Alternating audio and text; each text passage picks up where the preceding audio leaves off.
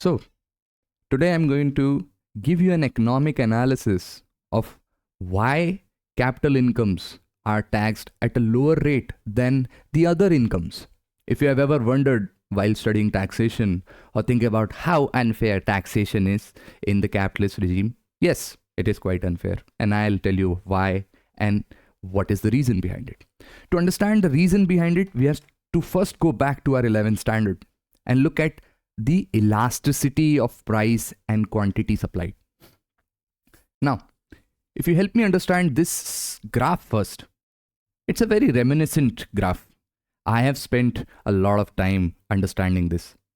So, the graph above is a graph of an inelastic good, in which even if there is a change in the price, the quantity supplied does not change even a bit. There is no impact on the quantity supplied. Things like, say, tobacco. Even if the government says we are going to charge 100% tax on this, indirect tax, let's say, 100% indirect tax on such good, the price will increase, but the quantity supplied doesn't change. People want this sin good. That's why there are more taxes on the sin goods. Whereas on the other hand, when you look at the other graph, this one, in which even if there is a slight change in the price, there is going to break hell in the market. The quantity supplied will change drastically because it's tangent 90 degree. For those who love mathematics, the slope is 90 degree. That's why it's infinite, because tan 90 is infinite, but things like that. Okay, so the idea here is, what is the impact of price on the supply? And we have to think it for tax as well. If I think of the impact of tax on the supplied quantity of capital and the supplied quantity of labor, what do you think is more inelastic? Now pause the video and take a guess whether it's capital, which is more inelastic, or whether it's the labor which is more inelastic. Well, you guessed it right. Labor is more inelastic, because when back in 1700s, 1800s, when Adam Smith was writing his book Wealth of Nations, he knew that there are no great means to travel here and there. There is no mobilization of the labor. That's why we think of the new economic theories. They talk about labor arbitrage more. If there is a labor cost is cheap in India, they will come use Indian labor for the purpose of doing stuff. And this labor arbitrage would in itself create comparative advantages for the nations as well. So things like that. Again, labor used to be most immobile because they had nowhere to go. They were unable to afford immigration. And plus the world was just not a very friendly place for immigrants, except for back in the days America or India. For the sake of it, we have welcomed many people as immigrants back in those days. So think about it. Labor is unable to mobilize itself, and therefore the capitalists are taking advantage of that. They are taxing the labor on the basis of its immobility.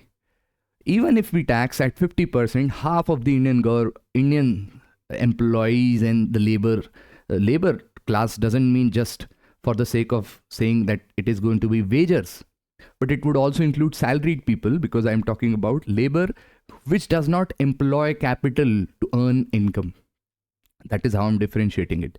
So if, say, the Indian government levies 50% tax on the salary, hardly anyone would immigrate to any other country because they are unable to.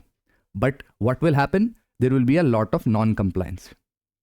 Again, think about capital. If, say, there was 50% tax on your rental income, or your interest income, or your dividend income, or say your royalty income, all of these are incomes that arise from deployment of capital.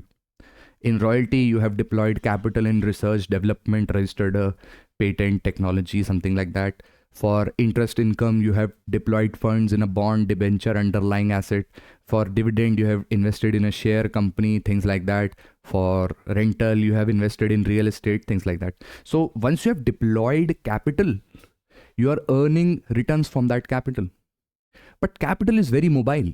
That's why the government tries to, it can only try, it cannot contain it, because no government of the world can face the wrath of a currency market or the currency flows. But again, the government tries to control capital transactions through use of FEMA and other tools like LRS, limiting how much you can send money outside India and things like that, so that it is able to contain the capital which is deployed here. Because if I say, okay, I'm going to tax 50% of rental income in India, what am I going to do? I'm going to sell this house here, pay the capital gain tax, move my properties to UAE. What is in it for me? I'm just hungry for returns on my capital. If it says, okay, interest income in India is going to be taxed at 50%, I'm going to deploy these funds in a US treasury. Or it says, okay, royalty in India is going to be taxed at 80%. You have no expenses against it. It should be taxed at 80%. What I'll do, I'll just move to a Irish place where the tax on the royalty is just about 7%. Things like that. It works like that because there is easy mobility of capital.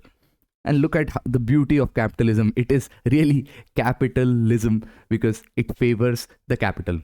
And it should as well, because as much as I can think of the labor class, but I have to think about in terms of the first principles of capitalism, that is risk taking. The capitalist who is deploying capital in a certain country is taking the risk, is deploying funds for the use of the country. When it puts funds in, say, a loan asset or a debt asset, the debt asset is going to circulate and revive the economy, create some money flow. Say, if I was a Indian, if I was an Indian and I'm getting 50% taxed in India for my funds blocked in a real estate project, I should move this real estate to some other country. I will not, and somebody else would have to pay the price for it. Who will pay the price for it? The Indian government loses revenue. That's why you see the tax on rental has a standard deduction of 30%. The royalty income for NRs under section 115A, and especially if you read DTAAs, is around 10 to 20% usually. For interest is again 10 to 20% and things like that. Why is it so? Because we are here to protect the capital. The capital flows are very important. But for the labor, they can't help themselves. And that's why labor is taxed at a higher rate. And I guess that is all.